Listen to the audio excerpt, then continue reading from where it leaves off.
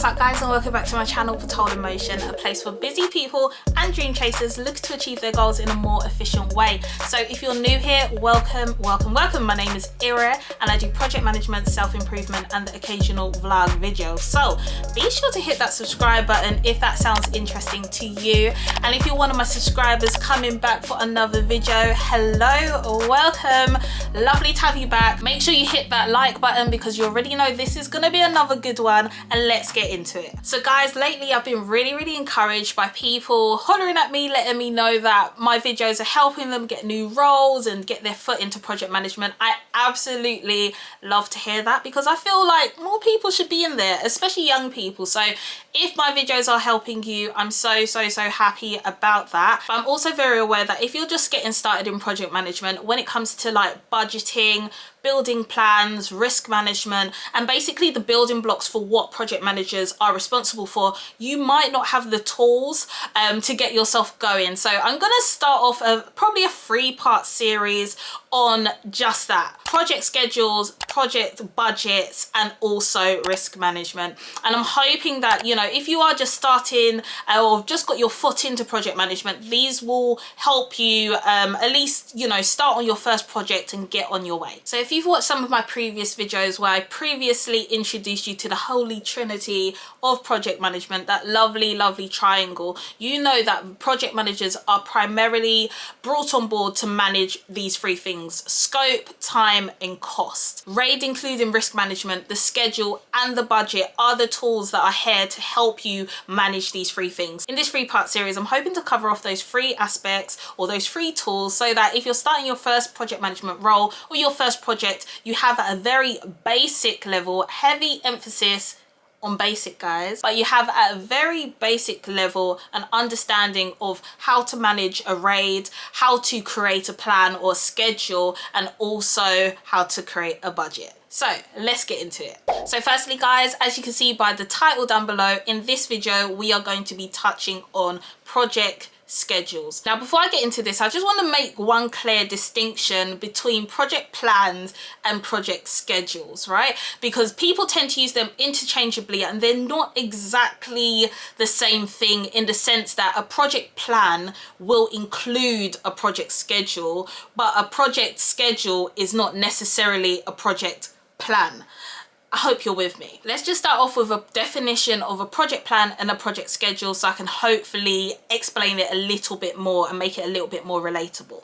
So a project plan, over here I've just got written down, is a series of formal documents that define the execution and control stages of a project. So I went through the different stages of a project in my video, Project Management Basics Part 1. So if you haven't watched that, flip there, go watch that.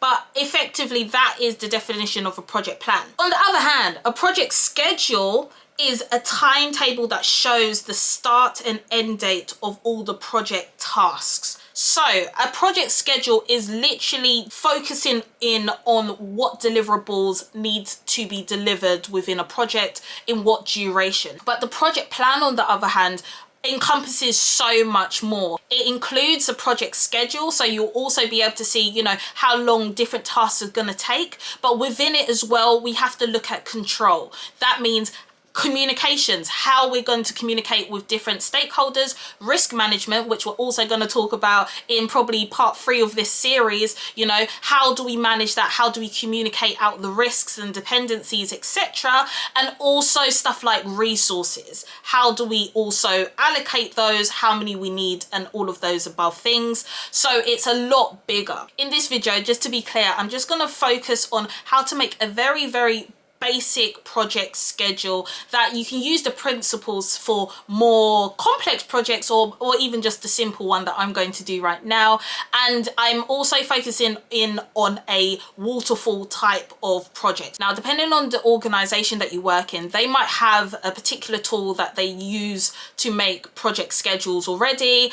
Some examples could be MS Project, Smart Sheets, or any other kind of online platform to make their project schedules, but I'm also very aware that some companies, they might not be that mature or have the budget to have some of these tools in place, and you might just have to use what you got going on your laptop, and sometimes that is just Excel. So I'm going to show you how to make a very basic project schedule on Excel, and then I'm also going to show you how to make one on MS Project, which I believe is far more mature in terms of its features and what it can offer you, and it's a far better way to manage your project going forward.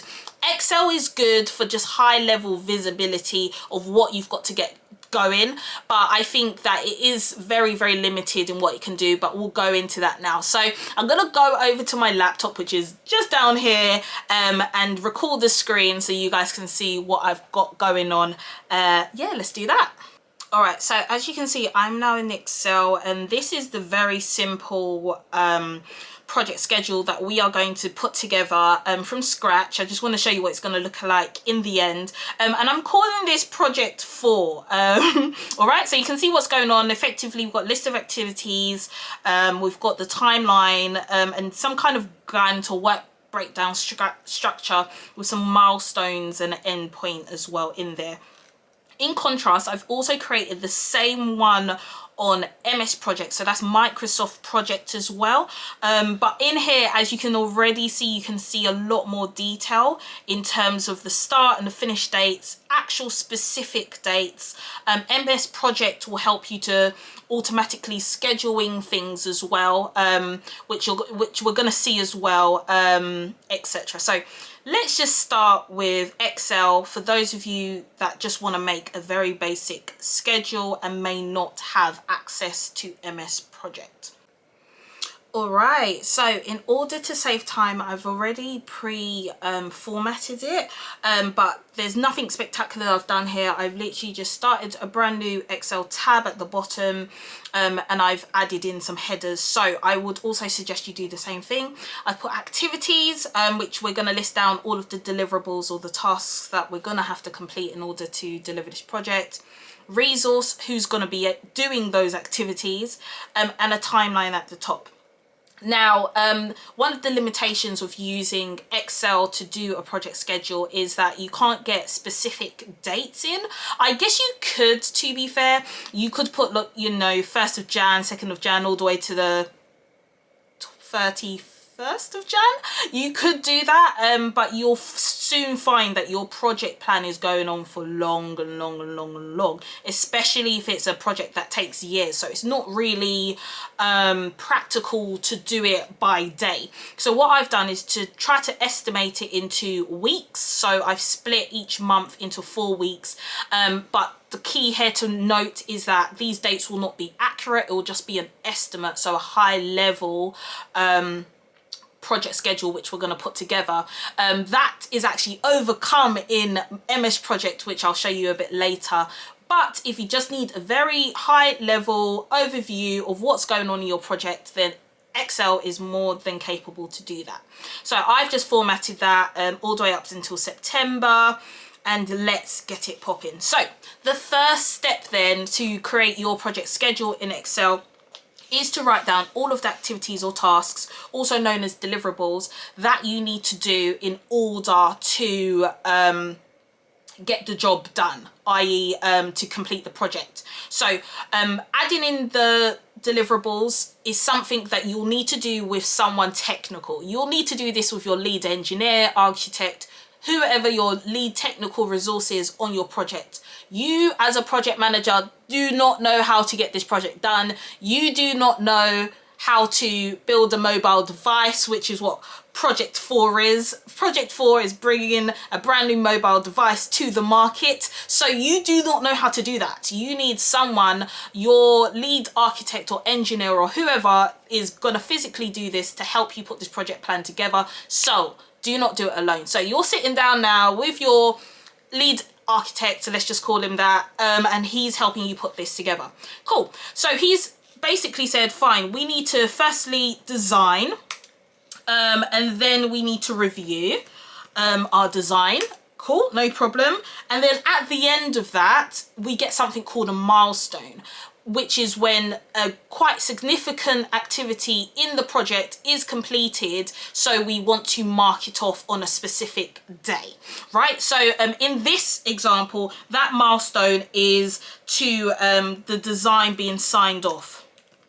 So I'm just going to put that in, and that is like a key date. For now, any milestones I'm just going to highlight in a color so we know it's not a task, it's actually a specific point in time where we're like, hey, let's have a little party, we did good, guys. You did that great job, girl, you did that great job. Basically one of those things there. Cool. So that's what we're gonna do. I'm just gonna go through and rush through and input this now also to save time. So I'm just going to walk through this so we know what we're talking about here. And please do apply this to any project that you may be working on or about to work on. So in this example, project 4, we need to design this new mobile device up front. Then the people need to review it, and then the design gets signed off, and we're going to call that a milestone because that's a good thing, a key activity that's happened. Then we're going to build this prototype, we're going to test it in the factory, we're going to ship the prototype, and then the prototype arrives on site. Once again, another milestone highlighted in blue. Cool. Then we're going to test the prototype on site, make sure that, you know, this thing ain't just going to blow up people's homes. And also we need to do some compliance usually. When it passes compliance, once again, another milestone. That's a good job. We doing a great job. Hey, we doing a great job. Cool. Then we also got to demo this prototype to the execs, make sure they're happy with it, they like it. We're going to need their approval. They're going to review it and then hopefully sign it off.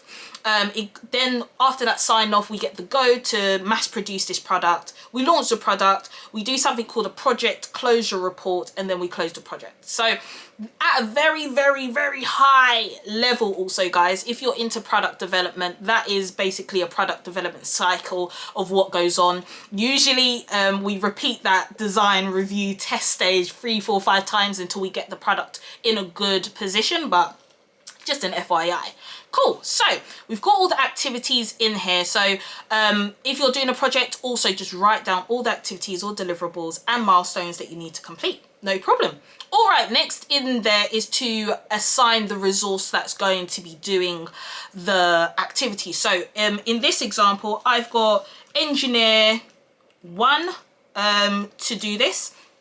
If you know the name of your engineer, I would say at this point, put in their name. So if you know their name is Rob and he's been assigned to your project already, be specific. Say Rob is going to do this, because when you refer back to your plan, you already know, all right, I'm in design stage, someone's meant to be doing something. Who is it? It's Rob. Also, when it comes to putting together a budget, which we're going to do in part 2 of this series, it'll be really, really useful to know that I need to accompany or schedule in enough budget for Rob's time. Rob is going to cost a specific amount. If I just say engineer, you're just going to have to do a rough guess as to, you know, the average engineer. This is how much they cost, and put them into your budget. But, you know, if the engineer you're eventually given is more expensive, you run the risk of running over your budget. But yeah, we're not talking about budget now. Let's go back and talk about this schedule. Hey guys, just a quick interlude. Hope you're enjoying the video so far. If you're getting any value from this video, please give me a big thumbs up so I know the type of videos you enjoy mainly, and I can get more content out to you. Also remember to subscribe and hit that bell notification so you never miss a video. Also, while you're at it, why not hit me up on IG, Patrol in Motion, because I post lots of interesting things on there too. All right, let's get back to this video. So we know engineer 1 is going to do the design, but we know that for a review, you know, engineer 1 can't just mark his homework. So we're going to get engineer 1 and another engineer 2 to do that. All right, once again, I'm just going to go through and input this, but this is the stage in which you put a resource against each task. If you can't find a resource against each task, then it already tells you that, you know, do I really need this task? Because apparently no one's doing anything here, right? There should always be a resource assigned to each task so you know exactly what's going on and who's doing what at every stage of your project. So let me go ahead and put that in.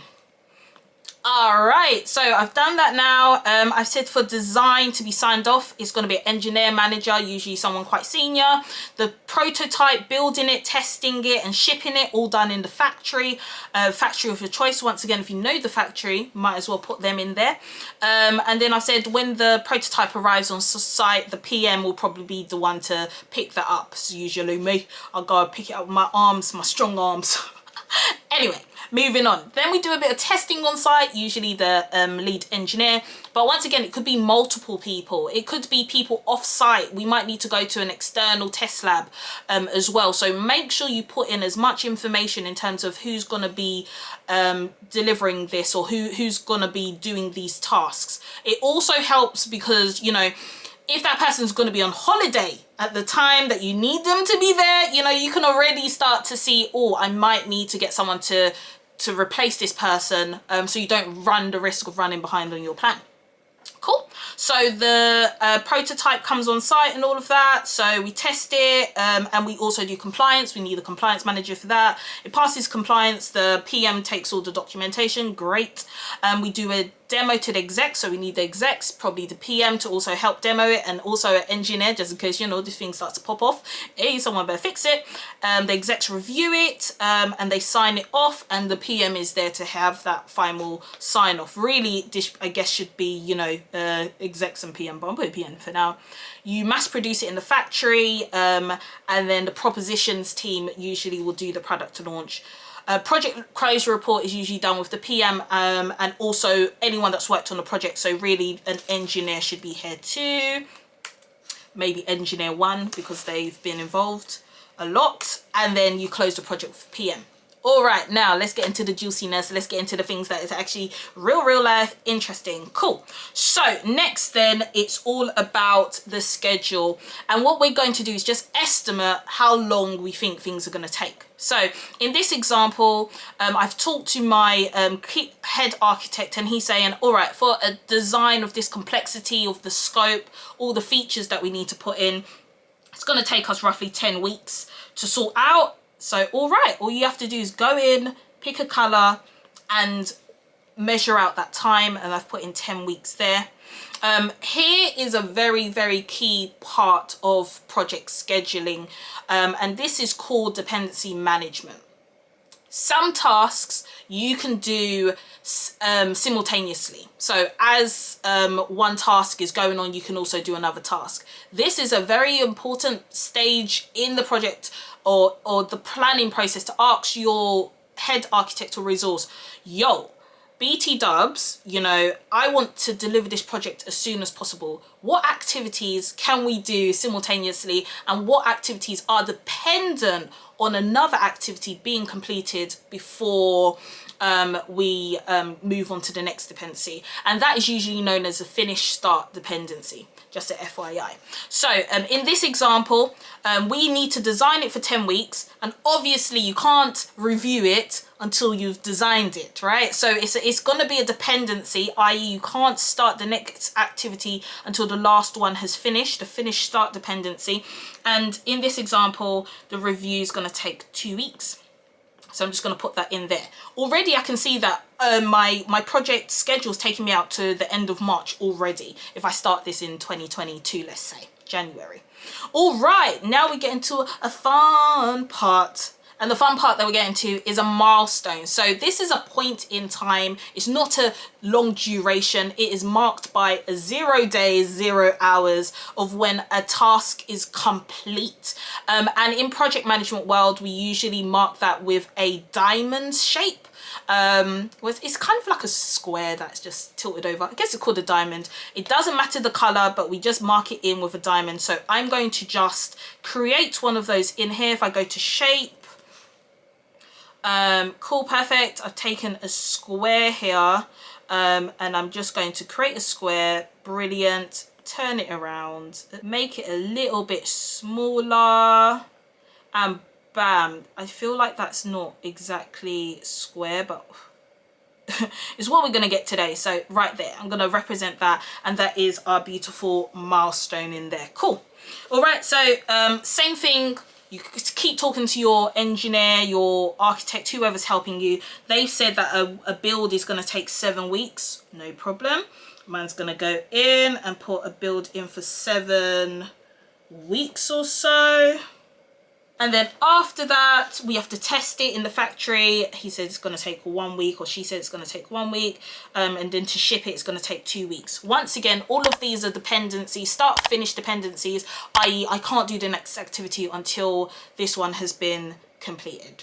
Cool, so we're coming to another milestone where the prototype arrives on site. So once again, we represent this with a milestone, and we're saying basically on that specific day, you know, right in the middle of June. Unfortunately in Excel we can't get specific, but in the middle of June, that is when that activity is going to happen. Amazing, we're all happy, let's rumble.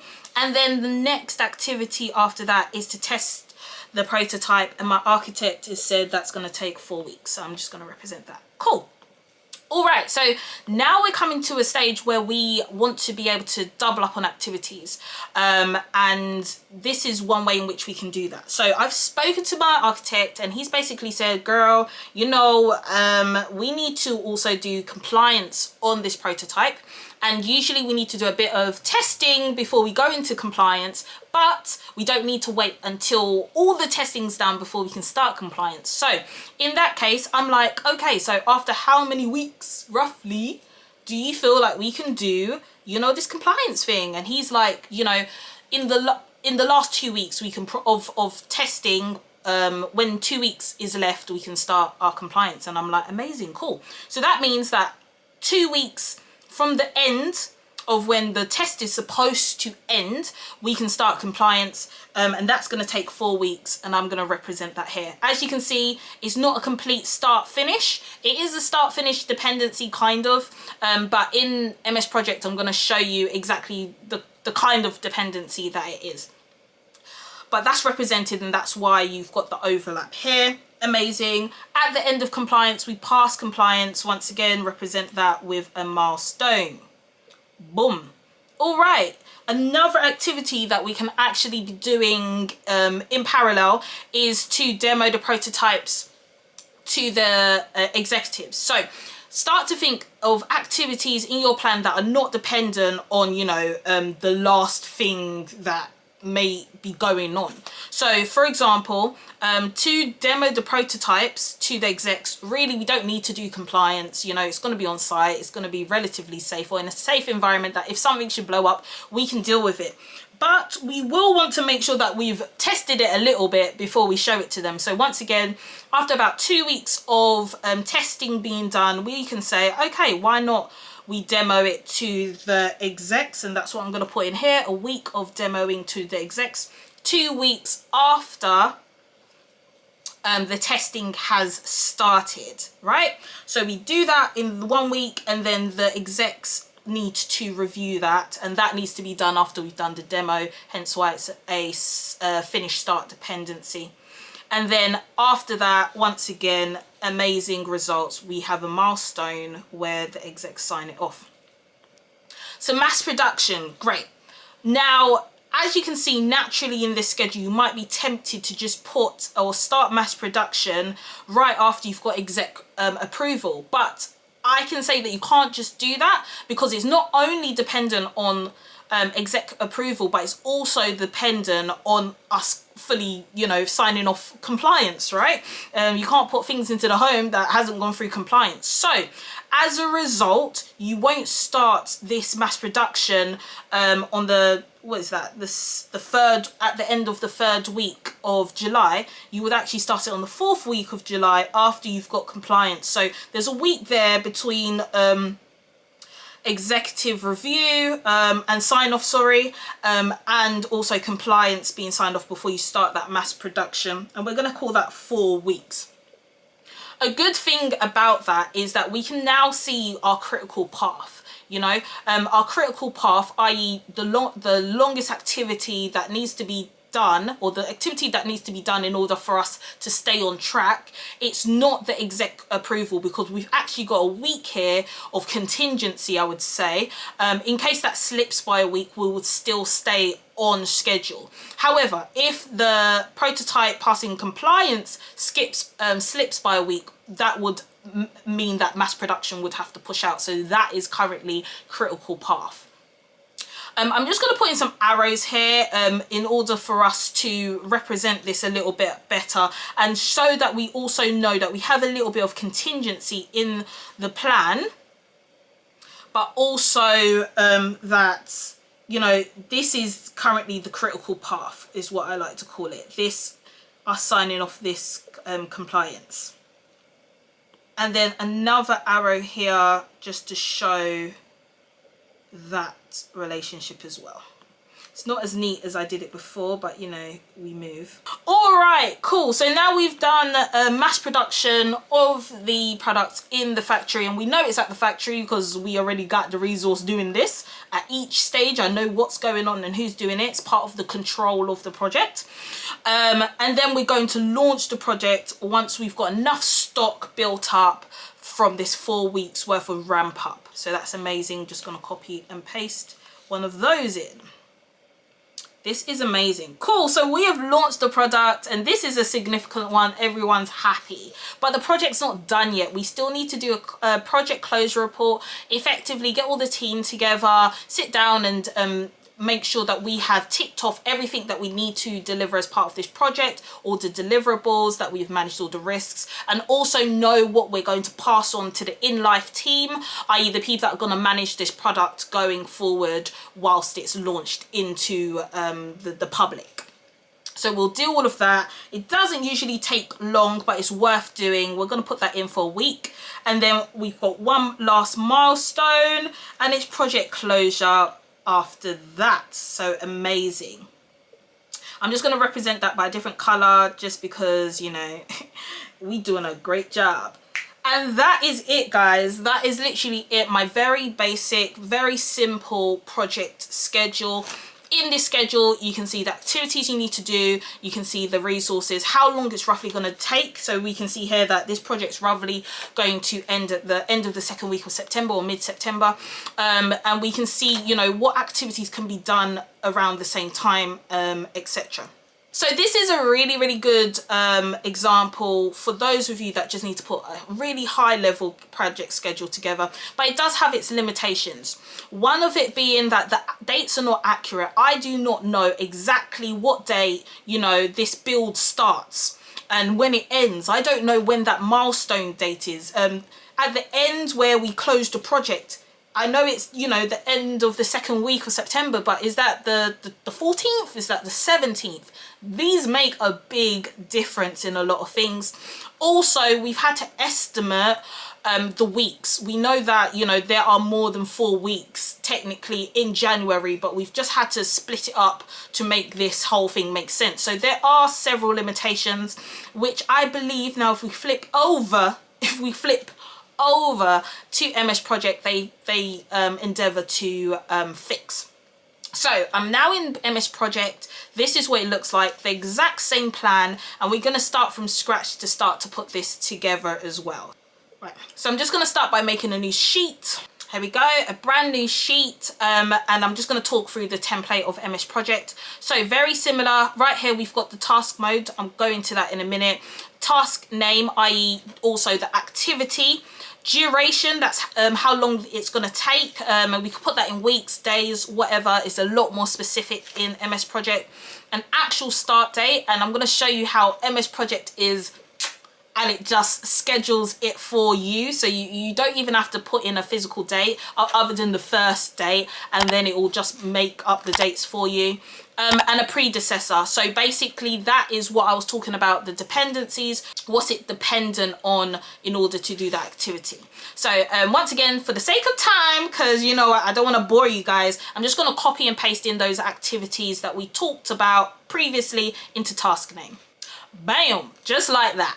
Perfect. Cool. So the great thing about MS Project is it has two views. One, on the left hand side, a really detailed view about, you know, the task name, duration, start dates, etc. And then on the right, similar to what I tried to create in Excel, it has the Gantt chart or the work breakdown structure, so you can physically see it with your eyes.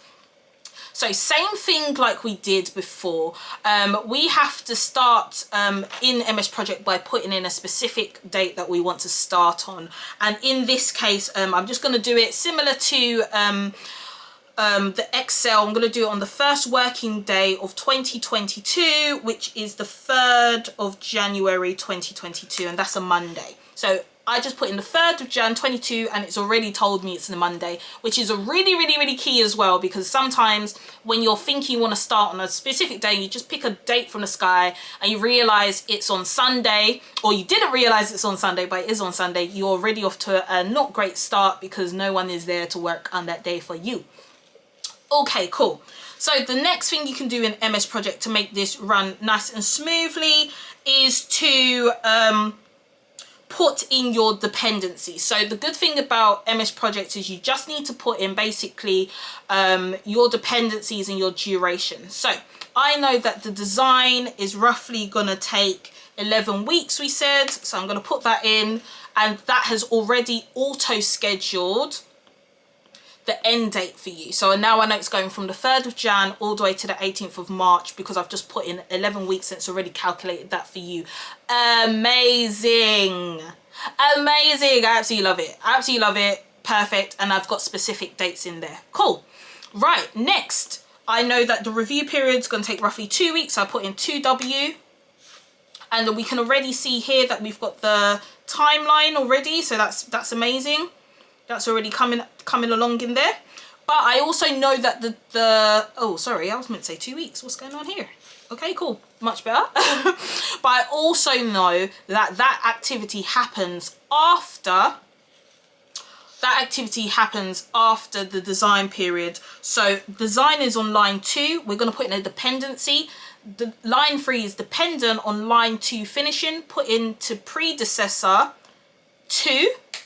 And it already auto schedules it for you. So at the end of design, which finished on Friday, the 18th, we're going to start the review on Monday, the 21st. So that is a really helpful thing about MS Project and why I like it so much.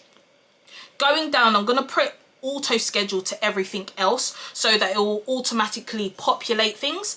Because we haven't linked up any of these tasks to previous tasks, it's just showing up front here. But the activities that we have just done, they're already here. I'm going to try to collapse, so I hope you guys can see that. I'll just make it a little bit smaller. Okay, that should be a good view. All right, next we have a milestone, and in MS Project we represent a milestone with 0 days because it's not a task, it's a specific time that something is done.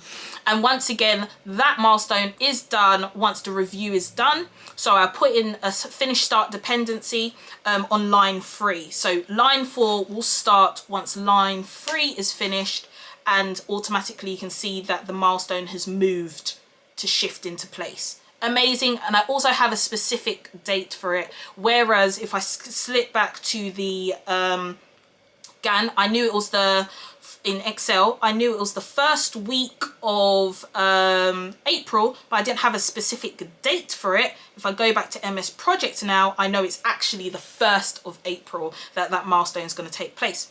All right, in the same vein, I go ahead and create the rest of this. I know it's going to take 7 weeks to do the build, and I know I do that build after the sign off is done, so that's already done itself in there. I test it for roughly 1 week in the factory. I put 1 day, 1 week in the factory, and I know I do that after I've built it, and I ship it after, and that shipping's 2 weeks.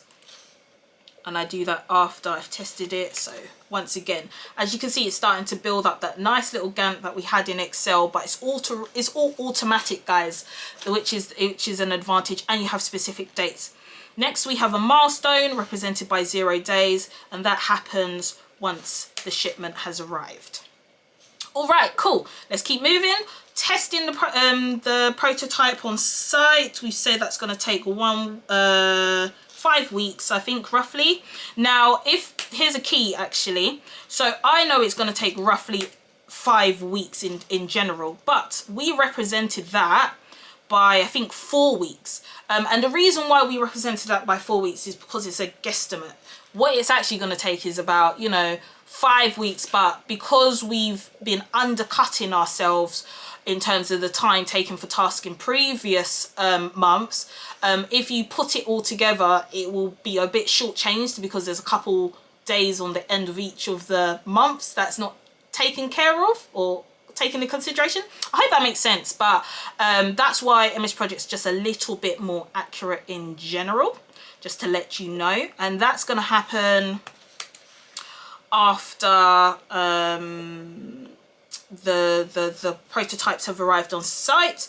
All right, compliance. Like I said, we are going to do this compliance 2 weeks before the other one ends, or more, or in this case, to be fair, is 2 weeks after it started, after the testing has started. So how we represent that is to say, okay, we are dependent on line 9 testing to be started. I want it to start 2 weeks, so start dependency 2 weeks after testing has started. Boom. And that's already moved that, if you can see that, if I zoom in a little bit, oh dear, if I zoom in a little bit, it's already said I'm going to start that 2 weeks into when testing has started, which is great. I'm not going to go into too much detail how to use MS Project, but if you would like another video on that, be sure to hit me down in the comments, and also to like this video so I know it's useful to you. All right, cool guys. So we know that that compliance testing is going to take roughly 5 weeks or so.